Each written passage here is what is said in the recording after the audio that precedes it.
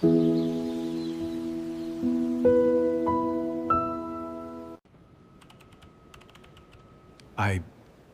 didn't know. No. You chose not to know.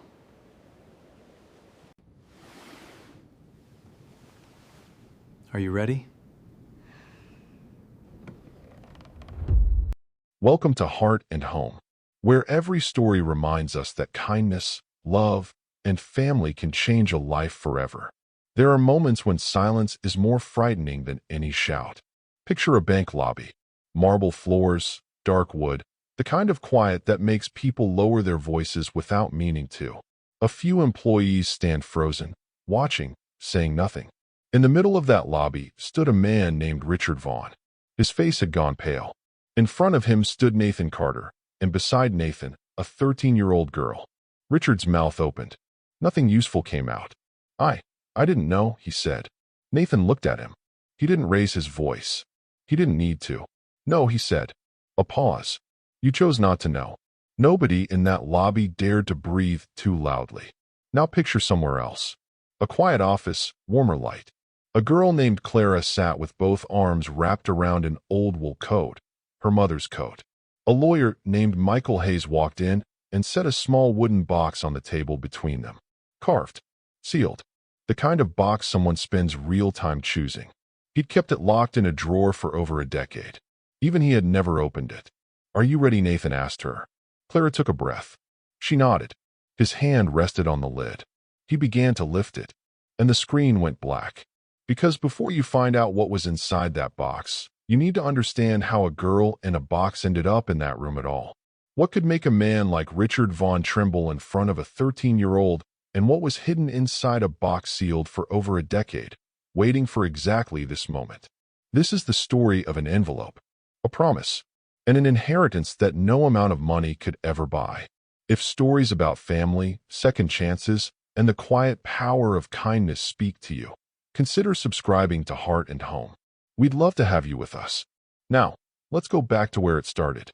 1 month earlier. Boston, October. The first chill of fall had settled over the city, red maple leaves drifting past coffee shops and old brick storefronts.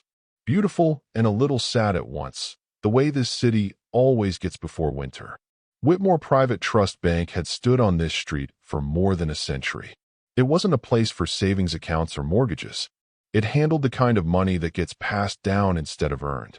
A client's file could be sealed, on request, from almost everyone inside the company, visible only to their own attorney, until something specific unlocked it. Eleanor Bennett's file was one of those. Clara Bennett was 13. A month before this story begins, she lost her mother, 2 years of cancer, fought quietly, lost anyway. She lived now with her Aunt Sarah, her mother's younger sister, in a small apartment on the edge of the city. Sarah had taken every night shift she could get since the funeral, partly for the money, partly because an empty apartment at 3 a.m. was easier to survive at work than at home. The one thing Clara still had of her mother's was that old wool coat. She wore it even when it wasn't cold enough to need it. It was the closest thing left to being held. People called her mature for her age. Calm. Polite. What they didn't see was that Clara had quietly stopped trusting adults. She'd heard too many promises in hospital hallways that didn't survive past the funeral. Eleanor Bennett was 47 when she died. 20 years defending children's rights, most of it for clients who couldn't pay her a dime.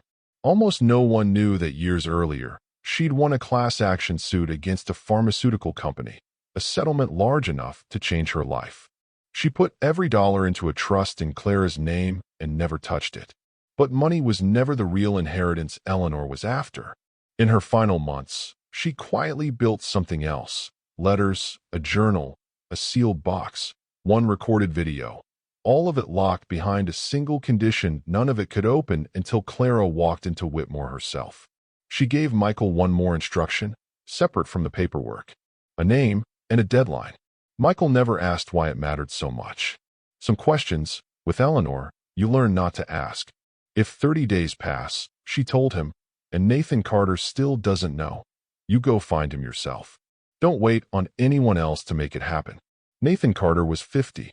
a board member overseeing the trust department, not the loudest person in any room, not the kind of man who talked about himself.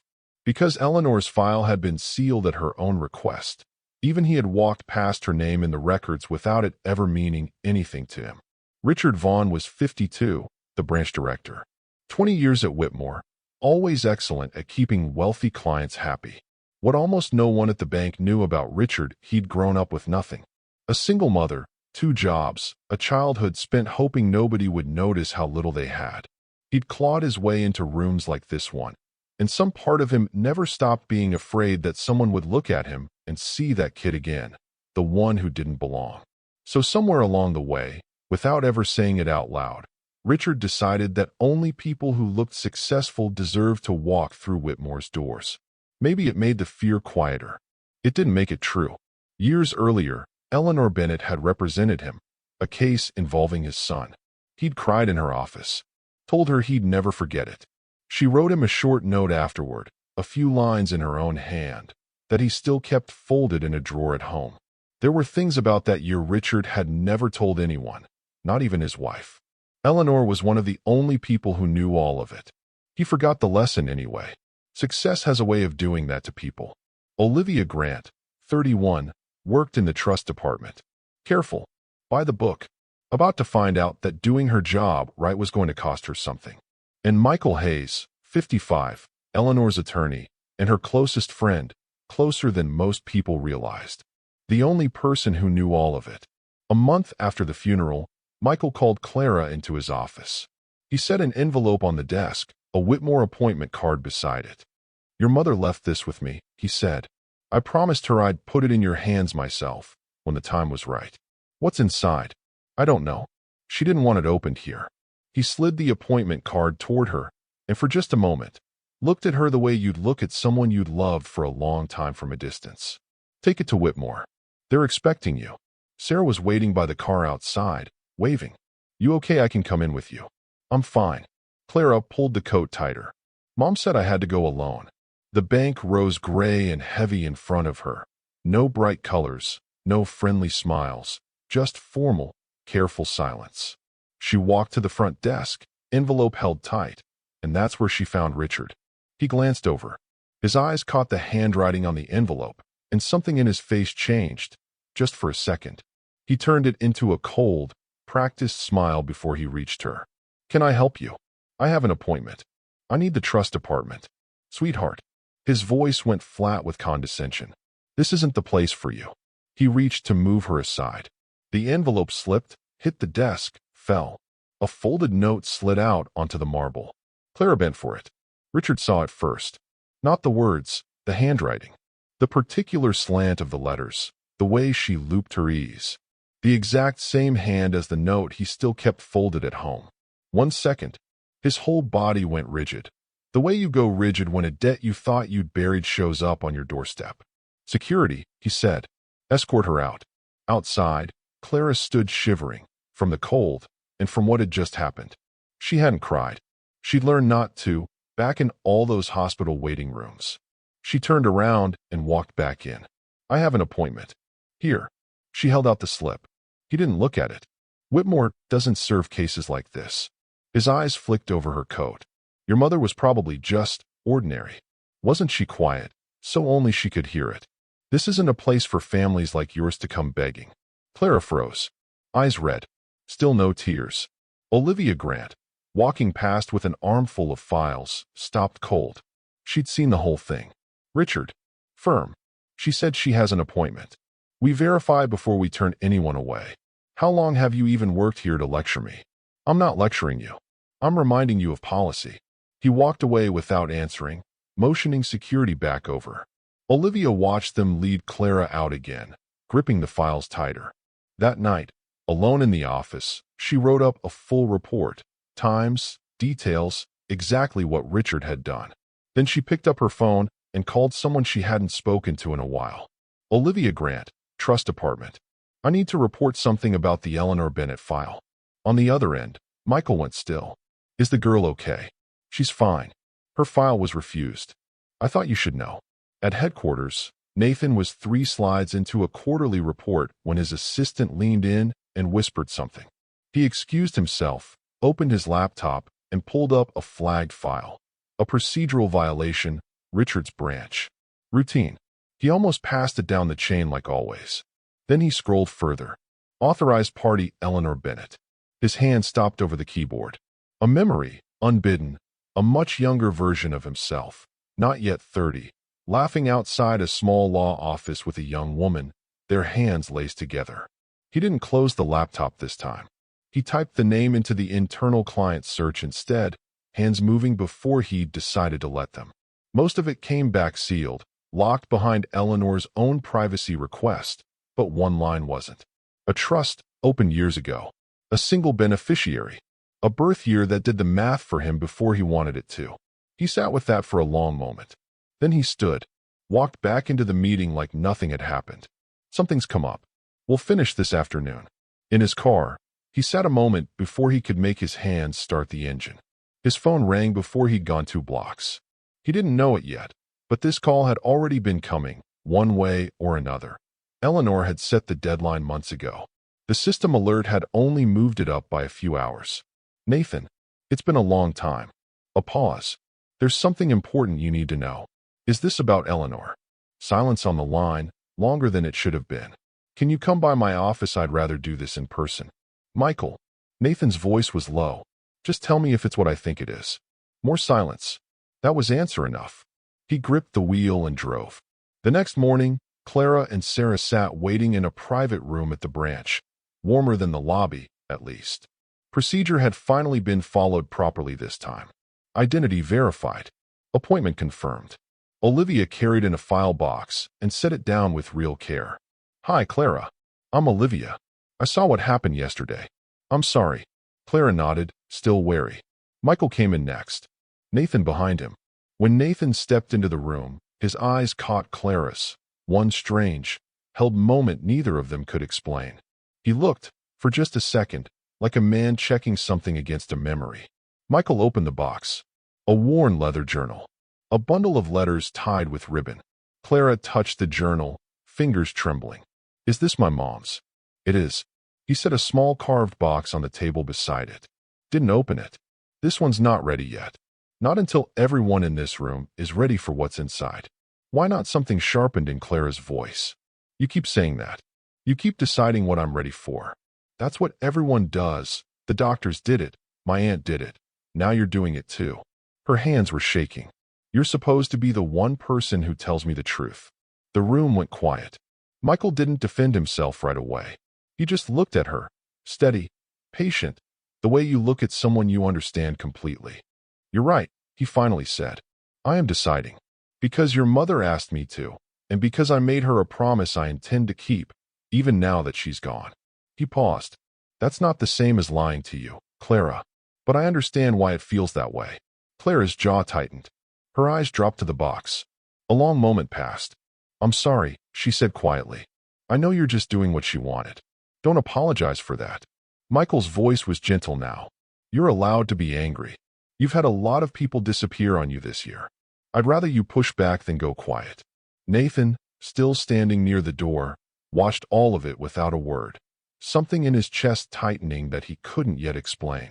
At the disciplinary hearing, Richard sat alone at one end of a long table. 3 board members across from him, Nathan among them. Security footage played, Richard turning Clara away twice.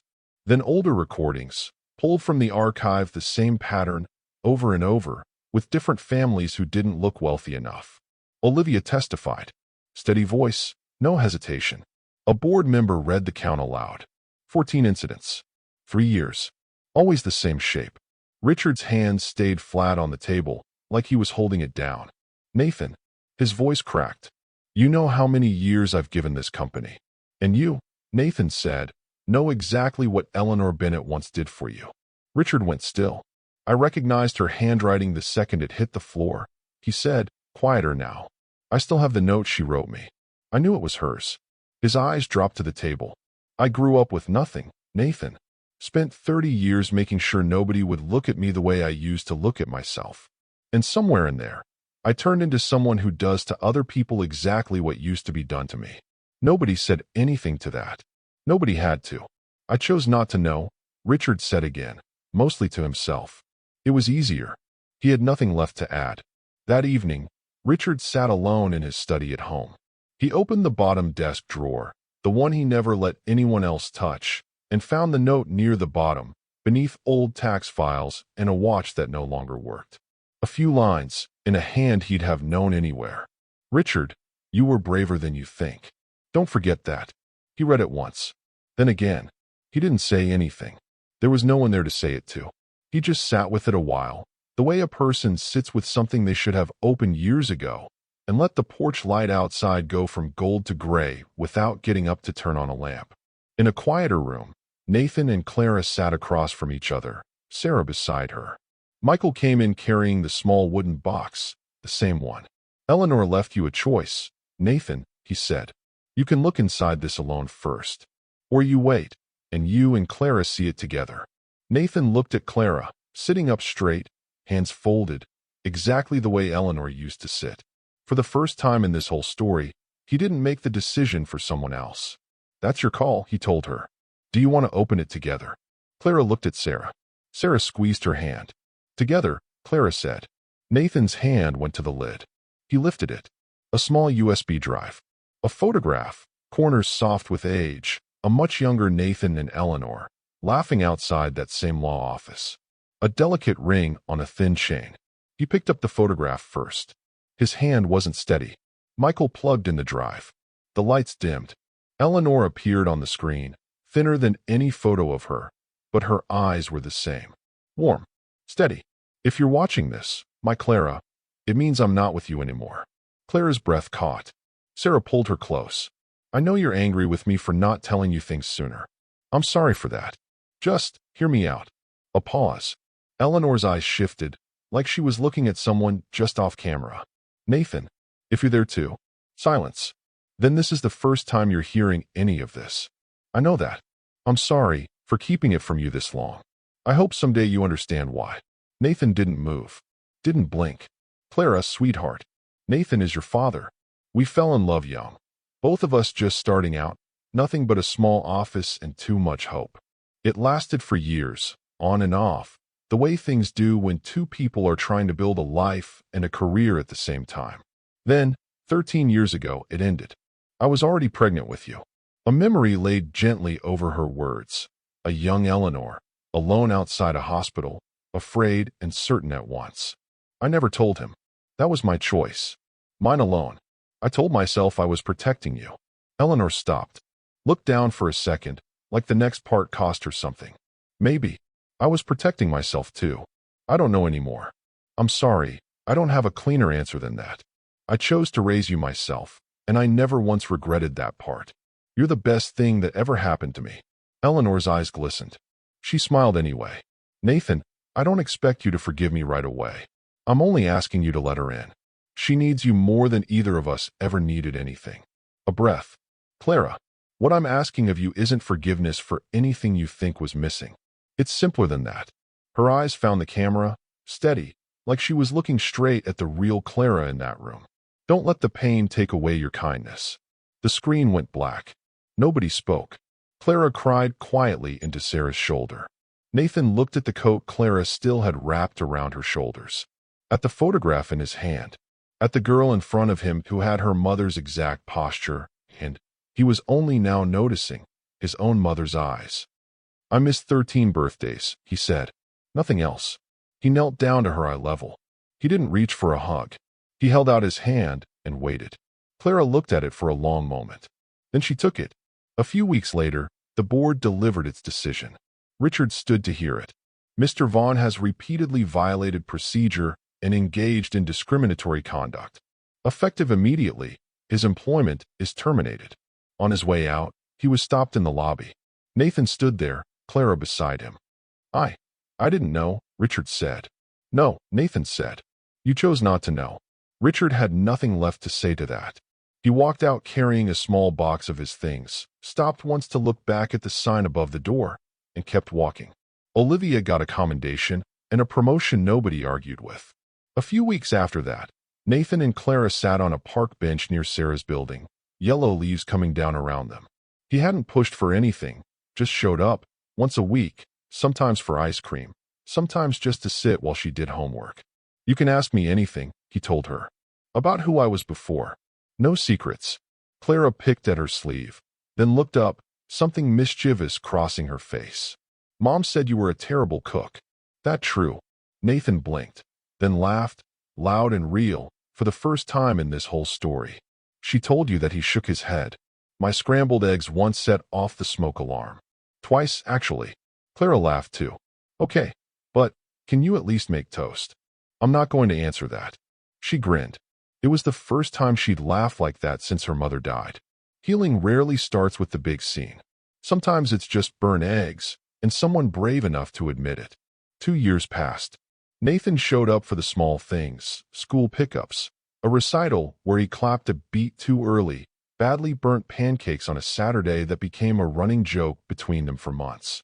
Olivia, sharper suits now, sat in what used to be Richard's office. She'd hung a small plaque near the front desk, every client deserves dignity before judgment. 12 years after that, Clara, 25 now, stood in a graduation gown at her law school commencement. Nathan clapped in the audience, eyes wet, Sarah beside him. She didn't go work at a bank. She didn't touch the trust, except to fund what she built instead, a small office with a new sign on the door, the Eleanor Bennett Foundation. Children, single parents, people with no one else to fight for them. Back at Whitmore, a small boy walked into the lobby one afternoon, clothes too big for him, a piece of paper clutched in his hand. A young employee crouched to his eye level. Welcome, she said. How can we help you today? Near the front desk, a small bronze plaque caught the light, a photo of Eleanor Bennett beside it. In memory of Eleanor Bennett. The greatest inheritance is not wealth, but the kindness we choose to leave behind. Some inheritances show up on a bank statement. The real ones don't. They live in how we treat the people we meet along the way, especially the ones it's easiest to overlook. That was the story of Eleanor Bennett. Maybe it's a reminder for the rest of us, too. Thank you for spending this time with Heart and Home. If this story touched your heart, please like the video, subscribe, and share it with someone who might need to hear it today. Until next time, take care of yourself and the people you love.